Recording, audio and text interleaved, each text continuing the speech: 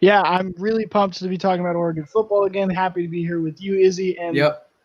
for sure, Justin Herbert left behind a big gap, but I also think whoever is Oregon's quarterback next football season, they're going to be coming into a really great system. I mean, an Hmm. offensive line that you know is going to be good, running backs and wide receivers, a lot of weapons.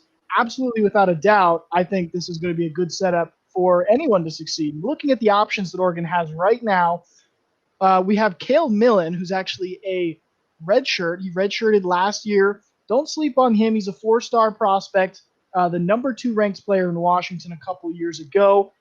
Tyler Shuck, who, as we know, was Justin Herbert's backup last year, got a little bit of time on the field, in the blowouts and such. So there was a very few. I mean, he threw 15 passes last year, but he's sort of penned right now as the most experienced player and the most likely starter, I would say, in game one of next year. But everyone wants to talk about Jay Butterfield as well, the true Yep. freshman out of Brentwood, California, who is a top 100 ESPN prospect overall and a top five quarterback in the country coming into this year.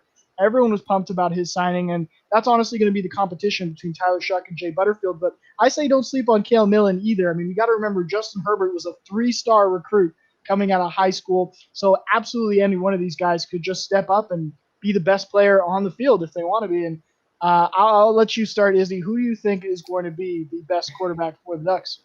I mean, right now you're talking about a vegetable, kale. Like, come on, don't come at me with kale, okay?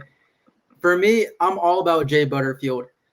Not only does he have the size that Justin Herbert had at 6'5", but he can really throw the ball. If you watch his highlight tapes from his junior season, it seemed like even though he stares down receivers, he'll find them. And the defense, like, I know it's high school sports, like what the free safety is not going to be able to read the quarterback's eyes, or the corners aren't going to be fast enough to cover those Brentwood receivers, but he has the arm and he has the size, and I liked how he's a very good pocket passer. He can also run just like Herbert, so it's very Herbert-esque. So I have to go with him. Like, no, well, actually, kind of shade to Tyler.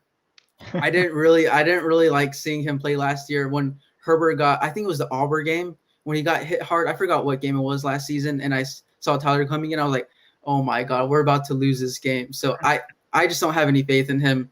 For me, it's all Jay.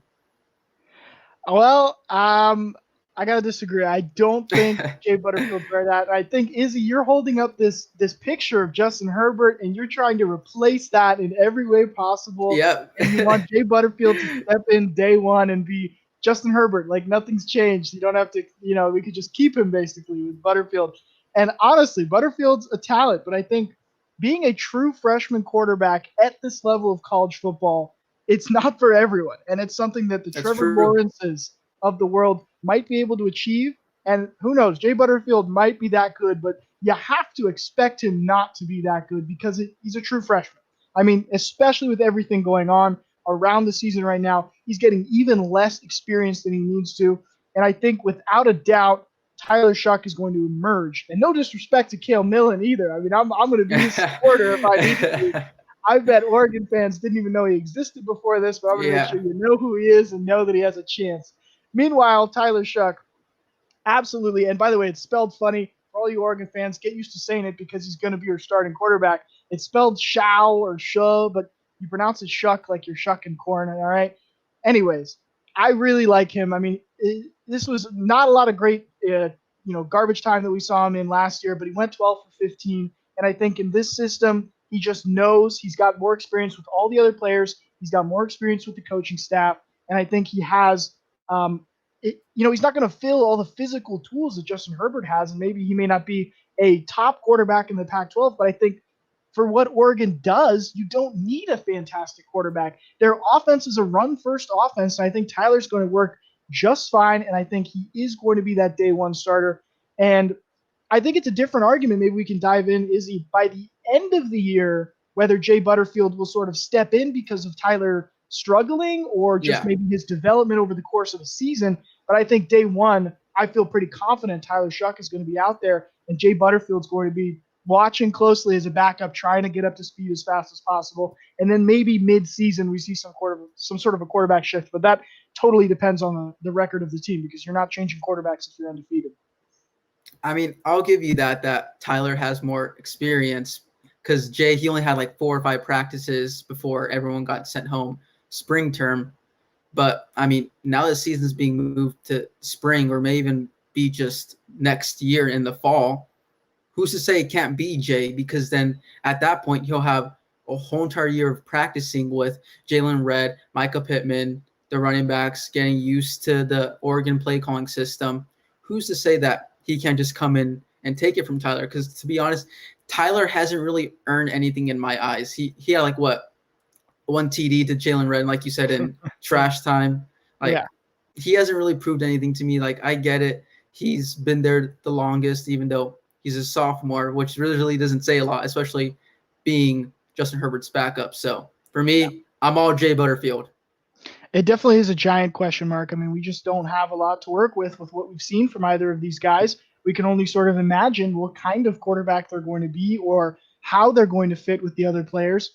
I will say that being a quarterback is he has to do so much with how mentally you just understand the game and everything about that.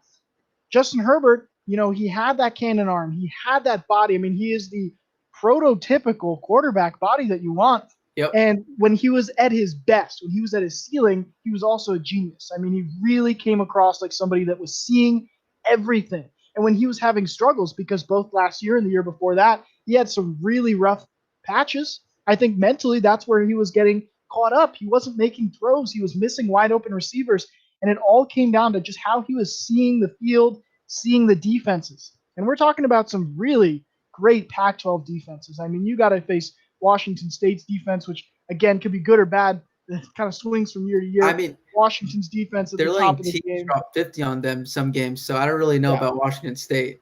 I just look across the Pac-12 in general. I see a Yeah. lot of defensive fronts that I'm not confident with Jay Butterfield going up against unless he's just mentally all the way there. And you can't deny that physically you can see on tape what he can do, but in terms of how well he's seeing the game, he could just be not ready yet, and that's going to be the biggest obstacle between whether he's just a guy that needs to be on the bench for a whole year and then we'll see, or whether he can jump in like a Trevor Lawrence and just be a day one really, positive force for the team. And we could also, we don't have a lot of time before we move on to the next issue, but I guess it's also raises the question of what role the quarterback is going to play in this Mario Cristobal offense, whether it is going to be more of a game manager position because of the lack of experience for either of these guys. Mm-hmm. We're going to see that quarterback really just hand the ball off every play and then do some play actions every once in a while. But for the most part, whether Mario is going to swing that play calling even more in favor